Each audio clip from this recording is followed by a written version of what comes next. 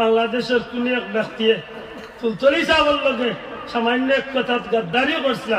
আল্লাহর ওলিরে হয়লা কইছিল ওই জিনিসটা আপনার ইজ্জতে আরবি বিশ্ববিদ্যালয়ে দিলাইনি এর বাদে গাদ্দারি করিল্লা কোনো পাইছে আপনার কারণে আল্লাহর ওলি উনিয়া খালি ওখান কইছিল না কোরবানি আছে কুরবানি এখান হইব গো ঠিক আল্লাহর ওলির মুখে দিয়ে জেলা বানাইছি ওলাই গাতে গাতে খান দিয়া কোনো কুল কিনারে আল্লাহ মনে করাইয়া দেন আল্লাহ ইতনা আউলিয়া নিশ্চয় যাহারা আমার ওলি বলিয়েছে সুবহানাল্লাহ লা খাউফ ইতার কোনো জাতর ডর নাই খৌফ নাই ডর আছে মাত্রই আল্লাহর ওলি আল্লাহ ডর আছে নি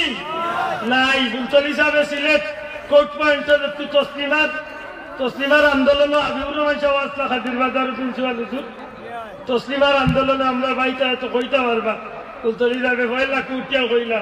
এই বাংলাদেশের সরকারের বেটার ভিতরে খিরমিয়া হয়ে গেছে নাকি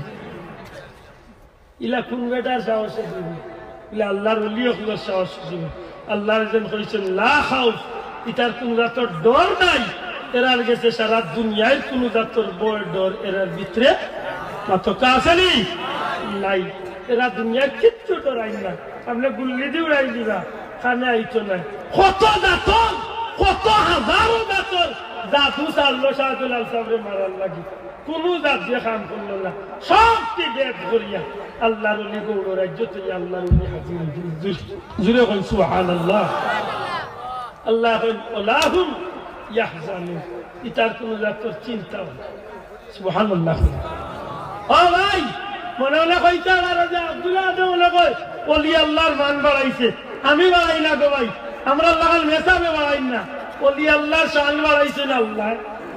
শানে আউলিয়া আল্লাহর ওলি ওগুলো শান বাড়াইছেন খে পুরো কইতে ওলি ওগুলো শান বাড়াইছেন খে কেমনে বাড়াইছেন নি না তারার খাজর উপরে আল্লাহ বাড়াইছেন ও আগে কই আইছি কেমনে বাড়াইছেন না তারা খামর উপরে খুশি হইয়া বাড়াইছেন খুশি হইয়া বাড়াইছেন নি শাহজালাল সাহেব যখন সুরমার বাড়াইয়া আটকে গেলা আল্লাহর ওলিরে আল্লাহ দিল কইলা আল্লাহুম ইয়াহজানুন এরার কোনো জাতর চিন্তা নাই আব্দুল্লাহ দন্তলে বাড়ি যাবে জীবন যেতাম গেলে চিন্তা আছে মাশাআল্লাহ ব্যবস্থা আছে কিতা বলে বাঙ্গা গাড়ি এখন আছে ওখান দিয়ে যাই মা তুজন যাবে শাহ সুলতান বলখি মাহি সওয়ার রহমতুল্লাহ আলাইহি ও ইরানোর বলখর পাহাড়ের ভিতরে আল্লাহর নামের জিকির করে আস্তা গায়ে আওয়াজ উনানে শাহ সুলতান তুমি না ভাইয়া জিকির করলো হইতো নাই তুমি ভারতের জমিনে গিয়া হিন্দুস্তানের জমিনে গিয়া আল্লাহর দিন প্রচার করতে তিনবার হুমলা তিনবার বারোই আইলা জঙ্গল তোলে বলখ রাজ্যের একজন প্রেসিডেন্ট আসলা তাই জিকির আসলা তো আল্লাহর বন্দা চিল্লা দেওয়াত আসলা পাহাড়ের ভিতরে 3 নম্বর বার বারোই আইয়া হইলা রে আমার শয়তানে মনে কর নষ্ট করতে করি আসলে আমার জিকির বাধা 3 নম্বর বার যখন হুমলা এই শাহ সুলতান তোমার আল্লাহ হিন্দুস্তানের লাগে কবুল করছেন বাহলে তোমার অপেক্ষা করে তুমি যাও তুমি হিন্দুস্তান গিয়ে ইসলামের পতাকা উড়াইছো হুজুরে কই সুবহানাল্লাহ হযরত শাহ সুলতান বলখি রাহমাতুল্লাহ আলাইহি আল্লাহর বান্দা তান চিল্লার জাগাত বইয়া খালকার মধ্যে বইয়া আল্লাহর বান্দা আওয়াজ দেন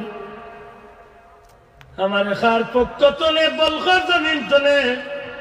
ইরানোর জমিন তোলে হিন্দুস্তান যাইবার লাগে খাওয়া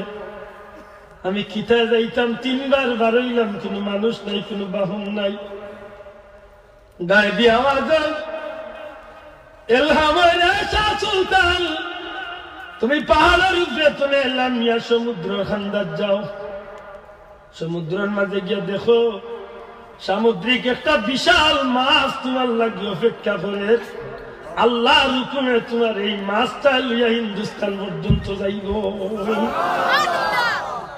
আমি গুলাগার 2 বার গেছি শাহ সুলতান বলতে বগুড়া বই পুস্তকে পড়তে পারেন মহাস্থানগড় রাজা পরশুরামের এরিয়া এখন এই পরশুরাম নামক জানোয়ার তার রাজ্যের এরিয়া দেখলে আমরা কল্পনা করতে পারবা যে তৎকালীন পৃথিবীর জমিনে কত দাপট তার আছে বিশাল কয়েক কিলোমিটার জায়গা ঘুরাইয়া তার রাজ্যের মূল সিংহাসনের এরিয়াটা যে ওয়াল করছে দুইটা গুড়া একলগে সারা রাজ্য ঘুরাইতে পারবো, এত বিশাল ওয়ালটা এখনো রয়েছে। তার রাজ্যের ভিতরে, তার এই সিংহাসনের এরিয়ার ভিতরে অনেক কয়েকশো হাত নিচে একটা কুয়া আছে। যখন শুনতো যে তার রাজ্যের ভিতরে কোন মুসলমান এখন, তখন মুসলমানদের হাত পা ধরিয়া বান্ধিয়া মুসলমানদের ওই কুয়ার মাঝে ফেলাইয়া জীবন্ত হত্যা করে। বলখর সিংহাসনের সুলতান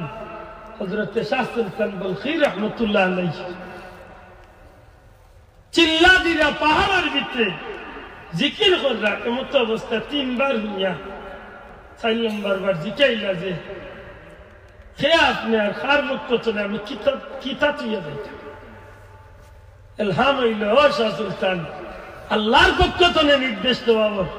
তুমি পাহাড় তনে নামিয়া সমুদ্রের পাড়ে দাও, তোমার লাগে আল্লাহর হুকুমে একটা মাছ তোমার অপেক্ষা করে, মাছের পিঠে চারইয়া তুমি হিন্দুস্তান গিয়ে ইসলামের পতাকা উড্ডীন করতে।